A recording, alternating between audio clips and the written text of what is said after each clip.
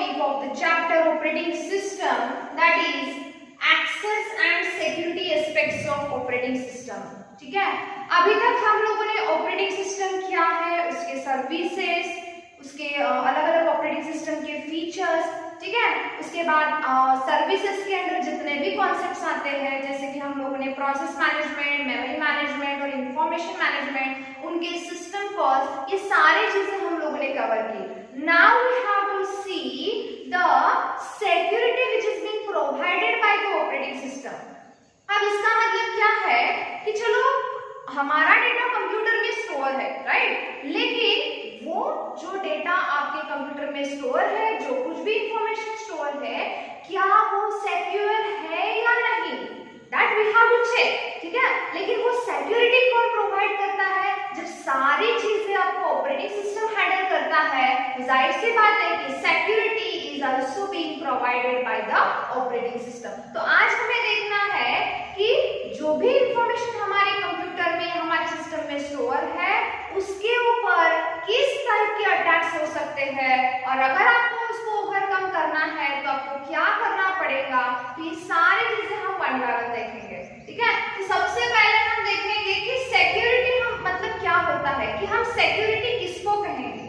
Fine, तो security is nothing but it is the mechanism और it is the technique which is being applied to the computer system by the operating system so that to enforce, okay, to enforce the control over the storage and transportation of data between the objects. इसका मतलब कि जब आपकी information या जब आपका data एक system से दूसरे सिस्टम में जा रहा है या फिर एक ऑब्जेक्ट से दूसरे ऑब्जेक्ट में जा रहा है, तो जब वो डेटा जा रहा है तो क्या वो सिक्योर मैनर में जा रहा है? जरूरी है क्या कि जब वो डेटा सिस्टम ए से सिस्टम बी में जाए तो दो ही सिस्टम उसको देखे? कोई थर्ड पार्टी, कोई अटैकर, ठीक है, कोई हैकर उस चीज को देख सकता है. ठीक है, तो हम सिक्योरिटी किसको कहेंगे? कि security is nothing but it is the technique और it is the mechanism to enforce the control over the storage and transportation of data between the objects. मतलब जब डेटा को आप ट्रांसपोर्ट कर रहे हो एक सिस्टम से दूसरे सिस्टम पे, तब जाके उसके ऊपर कुछ ना कुछ सिक्योरिटी मैकेनिज्म अप्लाई होना चाहिए, कुछ ना कुछ सिक्योरिटी एनफोर्स होना चाहिए, ताकि वो डेटा कोई थर्ड पार्टी एक्सेस ना कर सके या कोई थर्ड पार्टी उस डेटा को मॉडिफाई ना कर सके, देख ना सके. ठीक है, that is nothing but security. अब सिक्योर सिस्टम किसको कहेंगे? तो सिक्योर सिस्टम मतलब ऐसे सिस्टम कि जहां पे आपका डेटा सिक्योर हो, सेफ हो, कोई तीसरा बंदा आके उस डेटा को मॉडिफाई ना करे, रीड ना करे या राइट ना करे. That is nothing but secure system. Okay, now अब ये जो सिक्योरिटी है, तो सिक्योरिटी मॉडल में तीन कॉन्सेप्ट्स आते हैं जिसे हम बोलते हैं एलिमेंट्स ऑफ सिक्योरिटी. ठीक है, तो security model is nothing but this is your CIA model. Short में ध्यान में रखना. ठीक है, CIA मॉडल. अब सिक्योरिटी के एलिमेंट्स कौन कौन से, मतलब हम लोग कौन सी चीज अप्लाई करेंगे या कौन से कॉन्सेप्ट्स अप्लाई करेंगे तब जाके आपका सिस्टम सिक्योर होगा. ठीक है, तो तीन एलिमेंट्स है मेजर में सिक्योरिटी के, वो है कॉन्फिडेंशियलिटी, इंटीग्रिटी एंड अवेलेबिलिटी, जिसे हम शॉर्ट में लिखते हैं CIA. C stands for confidentiality, I stands for integrity and A stands for availability. अब confidentiality क्या है? ठीक है, तो हम देखेंगे, ध्यान दो इधर, कि फॉर एग्जांपल ये सिस्टम A है और ये सिस्टम B है. ठीक है, अगर सिस्टम A ने कुछ मैसेज या कुछ इंफॉर्मेशन सिस्टम B को सेंड की, ठीक है, that is nothing but data. Okay, अगर ये डेटा सिस्टम A ने सिस्टम B को सेंड किया, तो एक्सपेक्टेशन क्या रहती है हर एक यूजर की, कि उस डेटा को सिर्फ यूजर A देखे और यूजर B देखे. ठीक है, तो confidentiality is nothing but that information should be accessed only by authorised user. सिर्फ ऑथोराइज्ड यूजर ही उस इंफॉर्मेशन को एक्सेस करे या उस इंफॉर्मेशन को रीड करे. जनरली कॉन्फिडेंशियलिटी ये रीड ऑपरेशन के ऊपर परफॉर्म होता है. ठीक है, मतलब ये इंफॉर्मेशन कोई थर्ड पार्टी एक्सेस ना करे. That is the concept of confidentiality, ठीक है, fine. Next one is integrity. अब इंटीग्रिटी का मीनिंग क्या है? whenever the information or the data is being sent by one system to another system or from one user to another user, that data should not be modified by the third party। मतलब वही बात है कि जब data system ए से system B में जा रहा है तो उस डेटा को कोई भी मॉडिफाई ना करे, उसे बोलते हैं इंटीग्रिटी। मतलब ओरिजिनल डेटा ही यहाँ से वहां जाए। Fine. Next one is your availability. Availability का मीनिंग क्या है? The information should be available to the authorised user. मतलब ऑथोराइज्ड यूजर को जो भी इंफॉर्मेशन है वो अवेलेबल रहनी चाहिए, ठीक है। अब हम उस आगे देखेंगे कि किस तरह के अटैक होते हैं, ठीक है। I am again repeating, confidentiality means क्या होता है कि जब डेटा यहाँ से वहां सेंड होता है तो सिर्फ ये बंदा और ये बंदा ही उस डेटा को रीड करे, कोई थर्ड पार्टी उस इंफॉर्मेशन को एक्सेस ना करे, इसे बोलते हैं कॉन्फिडेंशियलिटी। इसका मीनिंग क्या है? The information should be accessed only by authorised user, it should not be accessed by unauthorised user, ठीक है। Second one is integrity. क्या कहती है? इंटीग्रिटी कहती है कि भाई जब ए सिस्टम से बी सिस्टम तक डेटा जा रहा है तो वो जो डेटा है वो मॉडिफाई ना हो, बीच में कोई भी थर्ड यूजर या कोई थर्ड पार्टी उसको मॉडिफाई ना करे, उसे कहते हैं हम इंटीग्रिटी, ठीक है। क्या बोलोगे आप इंटीग्रिटी में? द इंफॉर्मेशन और the data should not be altered और should not be modified by the unauthorized user, fine. And availability क्या कहती है कि जो भी इंफॉर्मेशन है वो ऑथोराइज्ड यूजर के लिए अवेलेबल रहे। द इंफॉर्मेशन और the data should be available to the authorised user, ठीक है। Now next we will see threats to security, ठीक है। अब देखो जहां पे सिक्योरिटी आया, सिक्योरिटी की जरूरत क्यों पड़ी? क्योंकि अटैक हो रहे हैं। तो अटैक कौन कौन से हो सकते हैं, ठीक है ना? कौन कौन से थ्रेट्स है आपके सिस्टम को, ठीक है। किससे धोखा है, किससे डेंजरस टाइप के अटैक्स हो सकते हैं आपके सिस्टम को, उन्हें कहते हैं थ्रेट्स, ठीक है। सो थ्रेट्स टू सिक्योरिटी मतलब सिक्योरिटी को हानि पहुंचाने के लिए कौन कौन सी चीज होती है, इसे बोलते हैं हम थ्रेट्स टू सिक्योरिटी, ठीक है। देखो यहाँ पे मैंने 5 लिखे हैं। पहला है टैपिंग, दूसरा है डिस्क्लोजर, तीसरा है अमेंडमेंट, चौथा है आपका fabrication and the last one is denial of service, ठीक है। अभी हम वन बाय वन देखेंगे।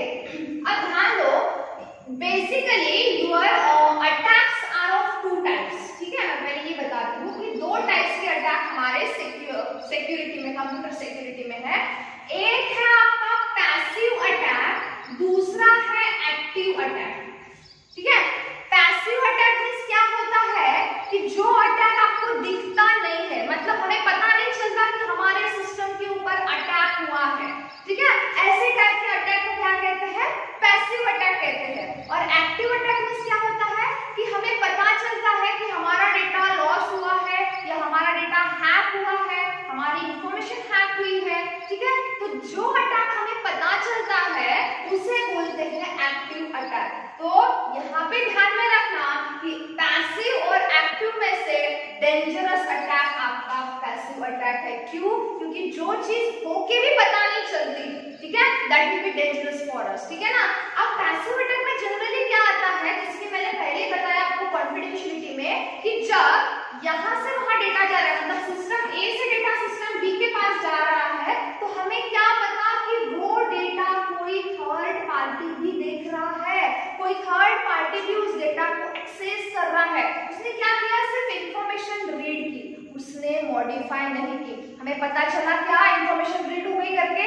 नहीं। उस टाइप के अटैक को हम क्या बोलते हैं? Passive attack. हाँ, अगर यही इंफॉर्मेशन वो मॉडिफाई करता था तो हमें पता चलता था कि भाई मेरा डेटा यहाँ से क्या हुआ है? मॉडिफाई हुआ है। ऐसे टाइप के अटैक को हम क्या बोलेंगे?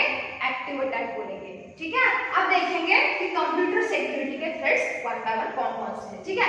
सबसे पहला मैं आपको डायग्रामेटिकली शो करती हूँ। फॉर एग्जांपल ये आपकी सिस्टम है और ये दूसरी सिस्टम है। फॉर एग्जांपल ये सोर्स है, ये डेस्टिनेशन है, ठीक है। अब इसने डेटा सेंड किया, ठीक है, इसने क्या किया, इसको डेटा सेंड किया, मतलब एक खाना मैसेज सेंड किया है। जब भी ये मैसेज सेंड करेगा तो यहाँ पे एक आपका अटैकर बैठा है नेटवर्क में, ठीक है, नेटवर्क में एक अटैकर बैठा है जो क्या कर रहा है, ये जो भी इंफॉर्मेशन यहाँ से वहां जा रही है उसको क्या कर रहा है, वो सीन कर रहा है, एक्सेस कर रहा है, रीड कर रहा है।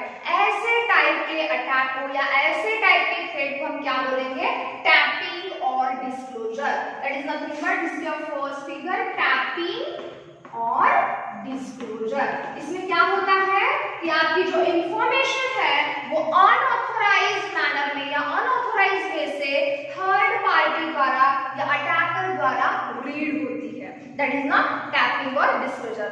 अब क्वेश्चन अराइज होता है कि भाई टैपिंग और डिस्क्लोजर एक ही चीज है तो मैडम ने 2 बार क्यों लिखा, दैट इज द क्वेश्चन, ठीक है। तो टैपिंग का मीनिंग क्या है, यहाँ पे सिर्फ एक माइनर डिफरेंस है, ठीक है, अटैक सेम टाइप का है लेकिन एक माइनर डिफरेंस क्या है कि टैपिंग में क्या होता है कि जब भी इंफॉर्मेशन यहाँ से यहाँ जा रही है और अगर ये डेटा कोई थर्ड पार्टी रीड कर रहा है, ध्यान से सुनो, अगर ये डेटा कोई थर्ड पार्टी रीड कर रहा है या सीन कर रहा है या एक्सेस कर रहा है तो ये दोनों भी पार्टी को पता नहीं चलता कि भाई हमारा डेटा कोई थर्ड बंदा रीड कर रहा है।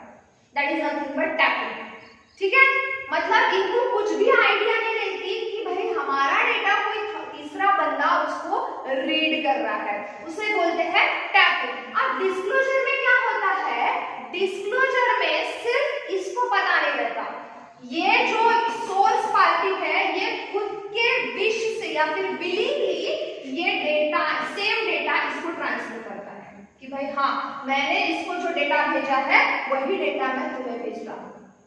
समझ में आया? तो willingly source party third party को डेटा देती है, उसे बोलते हैं disclosure. The information is being disclosed by the source party by his और her willingness to the third party. That is the concept of your disclosure. समझ में आया? फाइन, नेक्स्ट उसके बाद देखेंगे अभी अमेंडमेंट। अमेंडमेंट का मीनिंग क्या है, मॉडिफिकेशन ऑफ डेटा। मतलब यहाँ पे बता रही हूँ, देखो ये आपका फिर से सोर्स है, ये आपका डेस्टिनेशन है, यहाँ पे बैठे हैं आपका अटैकर, ठीक है, यहाँ पे ए करके मैं लिख रही हूँ, वो है आपका अटैकर, ठीक है। This is your source and this is your destination, this is again source and this is again destination, ठीक है। अब ध्यान दो कि अमेंडमेंट में क्या होता है, इसको फॉर एग्जांपल इसे इंफॉर्मेशन सेंड करनी है, मतलब ऑथोराइज तरीका कौन सा है, ये है, बट रियल में क्या होता है कि जब ये इसको डेटा सेंड कर रहा है या इसको डेटा इंफॉर्मेशन सेंड कर रहा है, उसी वक्त क्या होगा, ये जो अटैकर बैठा है ना, ये क्या करेगा, इस इंफॉर्मेशन को अपने पास लेके आएगा, फाइन, और फिर ये डेटा जाएगा इसके पास। एक एग्जांपल बताती हूँ रियल टाइम, ठीक है। फॉर एग्जांपल इसने इसको से 1000 का चेक दिया है, क्या कहा मैंने कि सोर्स पार्टी ने डेस्टिनेशन पार्टी को 1000 का चेक दिया है। अब ये 1000 का चेक यहाँ से यहाँ जा रहा है, मतलब ये ऑथराइज तरीका है, लेकिन जाते जाते इसने क्या किया, इस लाइन के ऊपर अटैक कर दिया, मतलब ये जो कम्युनिकेशन लाइन है उसके ऊपर क्या कर दिया, अटैक कर दिया, और इस इंफॉर्मेशन को वो अपने पास लेके आया। अपने पास लेके आने पर क्या करेगा, 1000 का कन्वर्जन एक जीरो आगे लगा देगा, इट विल बिकम 10,000, ठीक है। मतलब यहाँ पे उसने क्या कर दिया, डेटा को मॉडिफाई कर दिया, ठीक है, अल्टर कर दिया, और फिर बाद में यहाँ से 10,000 का चेक किसके पास जाएगा, डेस्टिनेशन के पास। अब इसको क्या लगेगा कि भाई इसने 10,000 का चेक दिया है, लेकिन इसने किसका चेक दिया था, 1000 का चेक दिया था। So that is nothing but the modification of data. इसे बोलते हैं amendment. The data is being altered or modified by the third party. समझ में आया? Getting? Now the next one is fabrication.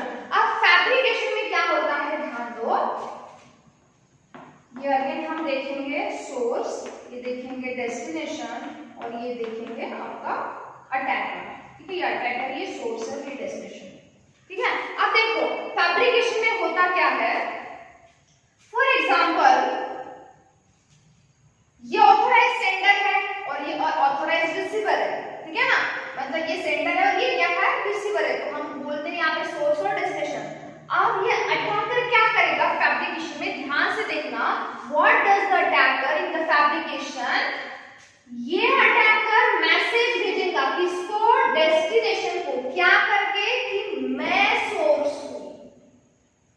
समझ में आया?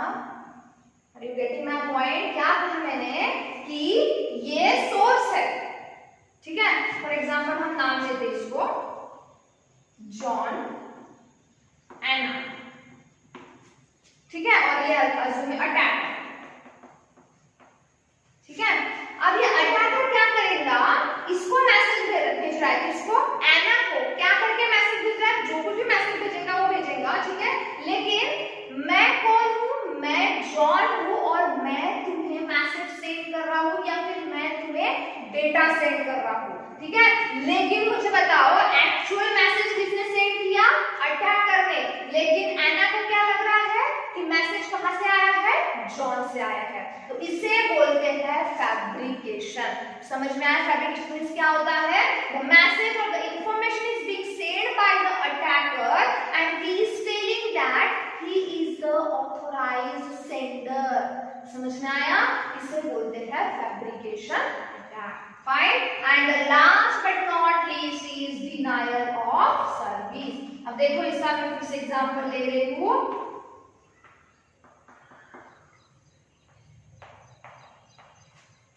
ये सर्वर है, समझ में आया? ये क्या है आपका सर्वर है और ये क्या है पीसी है। फॉर एग्जांपल PC1 ये अटैकर का सिस्टम है, ठीक है।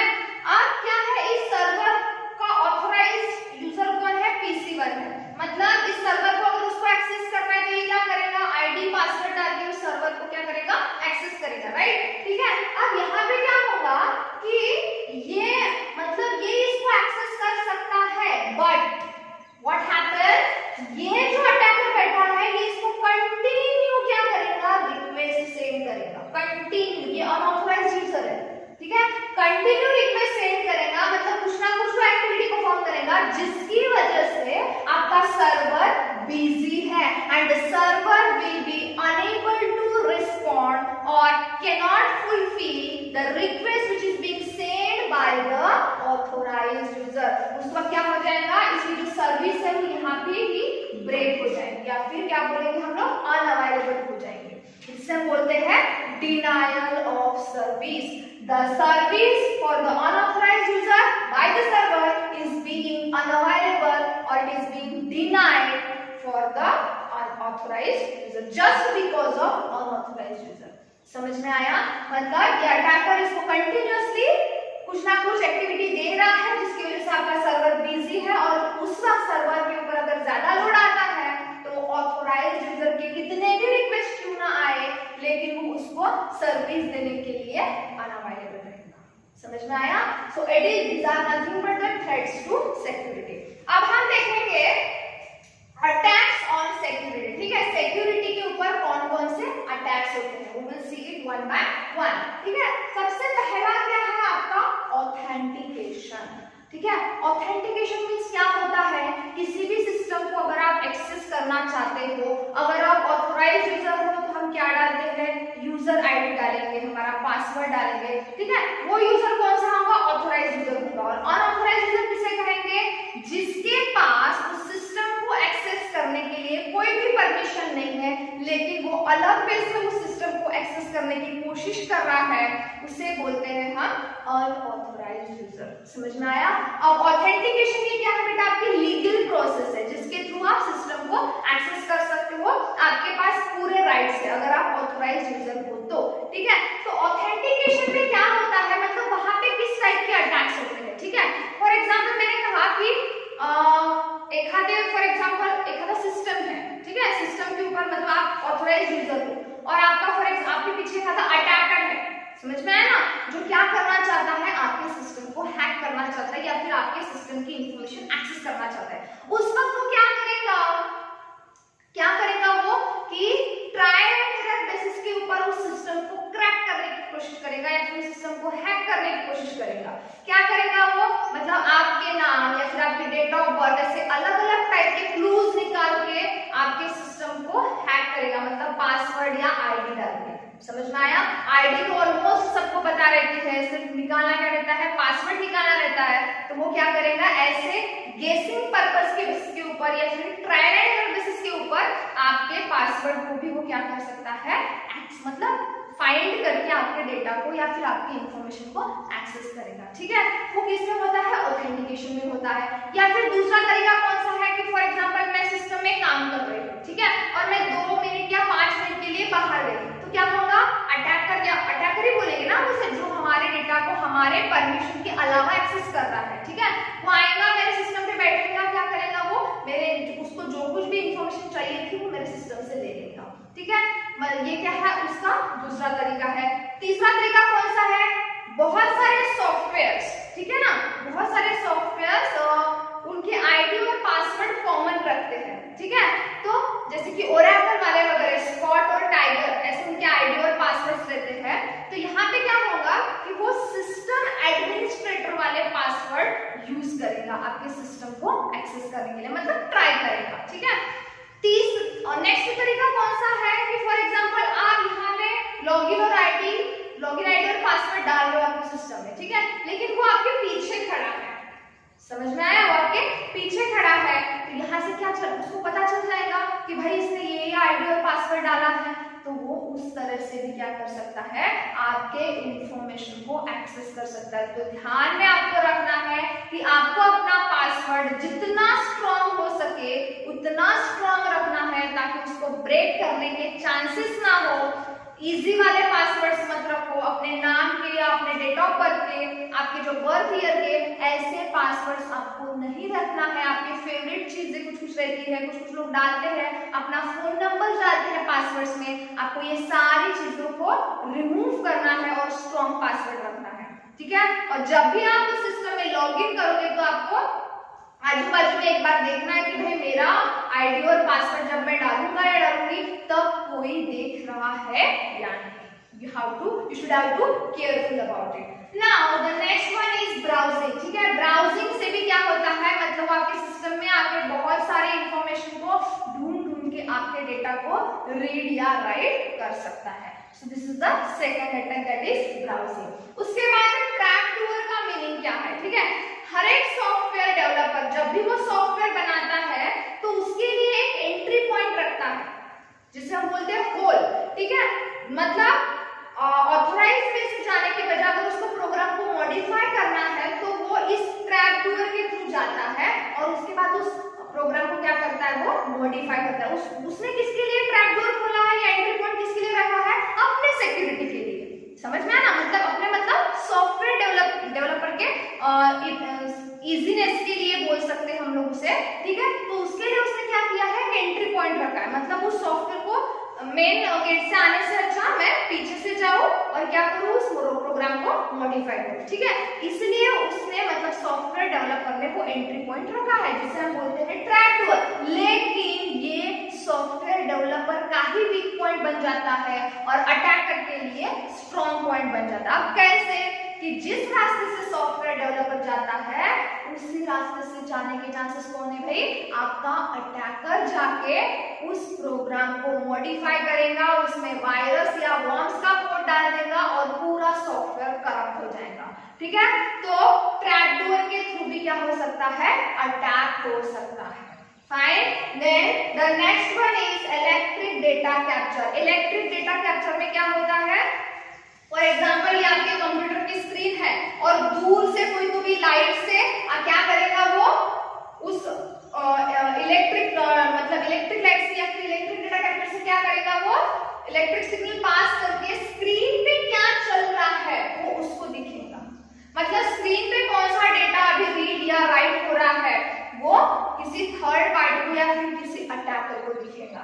इसे बोलते हैं इलेक्ट्रिक डेटा कैप्चर। मतलब इलेक्ट्रिक पे से आप क्या कर सकते हैं, आप मतलब अटैकर क्या कर सकता है, आपके डेटा को कैप्चर कर सकता है। Might be it will be a confidential information which is being seen by you and that will be known to the hacker और attacker just by using electric data capture. Fine. Now the next one is invalid parameters. कभी-कभी हम गलत parameters pass करते हैं जिसकी वजह से क्या हो सकता है, अटैक होने के चांसेस है। Next is your line trapping. Line trapping मतलब क्या होता है कि जब ये फॉर एग्जांपल वही बात करेंगे कि जब ये इसके साथ क्या कर रहा है, कम्युनिकेट कर रहा है, तो पूरी की पूरी लाइन ही हैक हो जाएगी।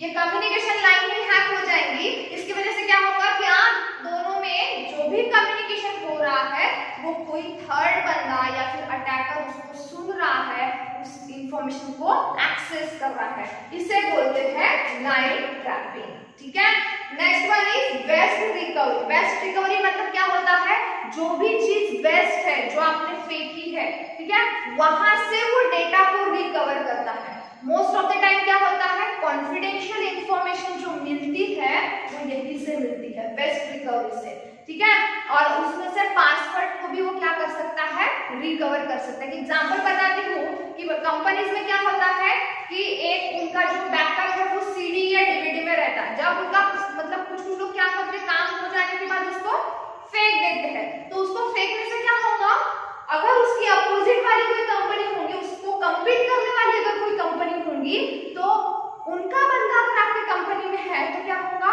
वो उस सीडी को उसके पास लेके जाएगा और जो भी इंफॉर्मेशन है वो क्या कर सकता है, उसको रिकवर कर सकता है। इसलिए ध्यान में रखना, कभी भी सीडी वगैरह जो है उसको पूरा ब्रेक करके फेंकना चाहिए। समझ में आया? तो इस तरह से भी क्या हो सकता है, आपका मतलब वेस्ट से भी डेटा को रिकवर किया जा सकता है। Fine, and the last one is rogue software. It is not rough, it is a rogue software. ठीक है, रज सॉफ्टवेयर में कौन से सॉफ्टवेयर, कि जो सॉफ्टवेयर आपको बताते हैं कि भाई ये आपकी ऑफिशियल साइट है, आपकी वैलिड साइट है, और आप उसके ऊपर क्या करते हो, आईडी और पासवर्ड डाल के मतलब लॉगिन करने की कोशिश करते हो, तो कुछ अलग तरह का वेबसाइट ओपन होती है, जिसकी वजह से वॉर्म्स, वायरस जैसे कोड आपके सिस्टम में आ सकते हैं। ध्यान में रखना, बहुत सारे जब आप मोबाइल फोन यूज करते होंगे तो बहुत सारे यहाँ आपको आते हैं ना कि आपका सिस्टम स्लो डाउन हुआ है, ये एंटीवायरस डालो, इस ऐप को डाउनलोड करो to speed up the execution of your mobile. ठीक है, तो ऐसे जो सॉफ्टवेयर मतलब जो अलग अलग एडवर्टाइजमेंट आती है, आपको नोटिफिकेशंस आती है, तो गलती से भी ऐसे सॉफ्टवेयर्स को आपको डाउनलोड नहीं करना चाहिए, इंस्टॉल नहीं करना चाहिए, क्योंकि वहां पे बहुत ज्यादा चांसेस होते हैं आपके सिस्टम के ऊपर, आपके मोबाइल के ऊपर या आपके कंप्यूटर के ऊपर अटैक करने के। ठीक है, तो ऐसे सॉफ्टवेयर को हम क्या बोलते हैं, रज software. So today we have seen all this topic, that is nothing but security, elements of security, threats to security and attacks on security in today's lecture. In the next video lecture we will see the last topic, that is nothing but virus and attacks. Thank you.